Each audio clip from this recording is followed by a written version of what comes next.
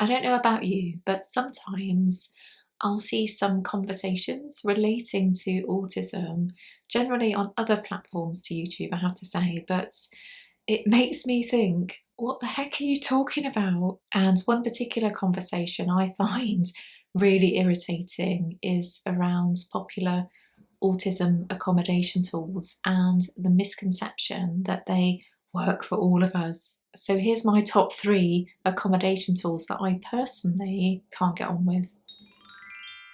At number 1 is fidget toys, and I'm talking mainly about kind of plasticky fidget toys here, but they're just not something I really get on with at all. And I suspect it's really because I've spent most of my life not knowing that I was autistic, so I've been quietly stimming away without anybody really noticing. So my stims are mainly hidden. My main one is making tiny bubbles in my mouth, and I also maybe twirl my hair or maybe play with my nails at night if I'm watching TV or something like that. So I've not actually felt the need to have physical objects to play with. And it's not to say that I don't understand the benefits or the attraction of having something to physically play with. It's just not something that I'm drawn to at all. And I'm finding that as I'm getting older, all of my joints are starting to feel a little more kind of vulnerable, and particularly in my hands. So I find that any kind of repetitive movements on my finger joints just aren't good for them at all. And I know that a lot of fidget toys don't actually require a lot of pressure, but for me it's the act of kind of repetitive movements that kind of make them a bit sore after a while. So for me, I don't feel the need to own any fidget toys. I'm happy to continue making tiny bubbles in my mouth. At number 2 is weighted blankets, and gosh, we got a weighted blanket a few months ago, really because I'd heard so much kind of positive feedback about weighted blankets from other autistic people. So I thought, gosh, this sounds like a great thing. I really want to give it a go. And I think it didn't help. We got the heaviest weighted blanket in the world, seemingly, but I just really don't like it. It gives me a sense of feeling trapped, and I just really don't like the feeling of weights being on me. I've since realised it doesn't actually matter how much weight there is to a blanket. I just don't like that feeling. As I say, I feel kind of trapped underneath weights. And I know that some autistic people who struggle with proprioception do really like that sensation of almost feeling grounded, and they can feel their body within this kind of weight resting on them. But for me, I just don't like the sensation, and I can't help but notice that all weighted blankets, or certainly those that I've researched online, just look kind of really ugly. And I'm sure there are nicer ones out there, but you know, this one in kind of beige just really doesn't look nice to me at all. And I don't like the fact that you can't wash them either. They're full of tiny glass beads, so they'd absolutely wreck a washing machine if you ever tried to wash them this way. So I don't know, for me, I just don't really like what they have to offer. And it's not to say that I don't love a blanket, because I absolutely do, but for me, I really like soft, light blankets, ideally with a kind of almost fluffy feeling or a fleecy feeling, and combined with a really fluffy cushion. You know, this is a real kind of sensory pleasure for me. So, you know, although I don't enjoy the sensation of a weighted blanket at all, I do really like both the sensation and the warmth from a light, fluffy blanket. At number 3 is headphones. And gosh, I really don't like the sensation of headphones at all. And thankfully, I've been able to try a few sets of headphones because Ian has a few pairs, because he really sees the benefits of them, or feels the benefits of them, as somebody with ADHD.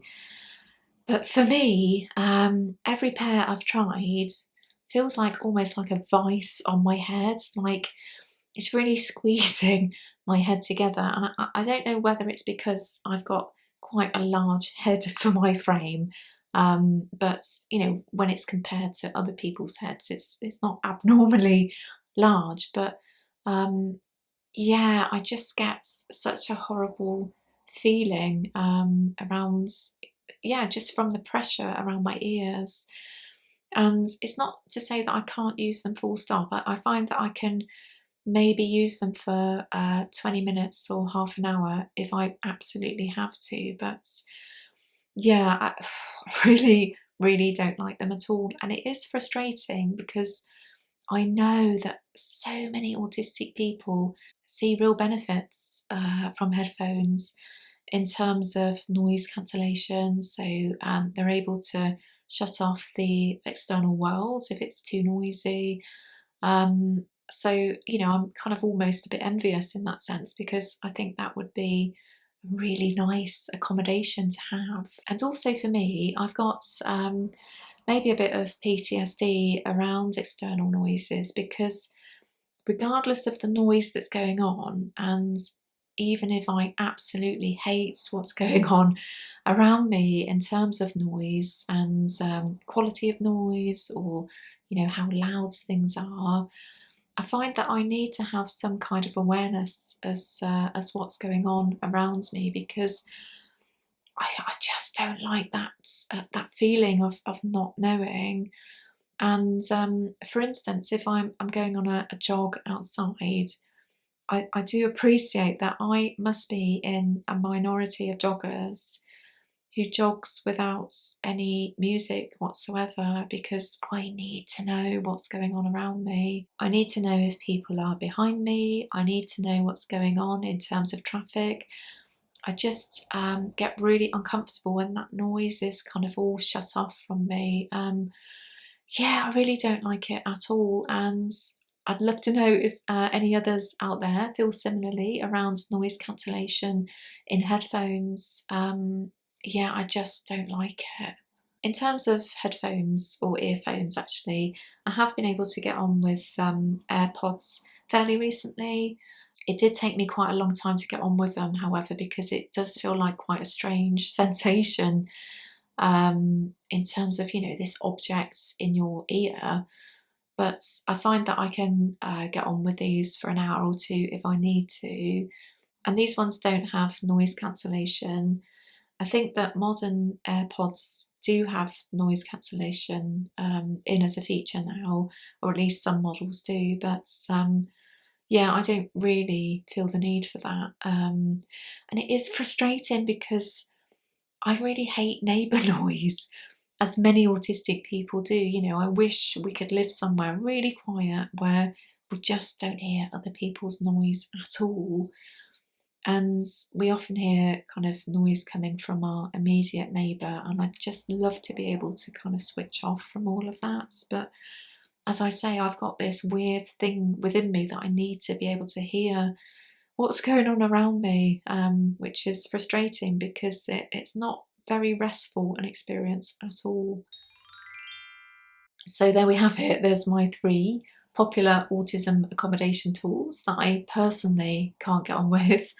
And I'd love to know if others out there feel similarly about them, or if there's any other accommodation tools that I've not mentioned today that you really can't get on with as an autistic person, because I think it really does demonstrate that we are all different and all individual as autistic people. We're certainly not a monolith when it comes to, well, anything about being autistic, but certainly around autism accommodation tools. You know, what works for one person really doesn't work for another. So I just wanted to provide a bit of evidence for that today, because as I say, it's a conversation that really does kind of annoy me a bit, really.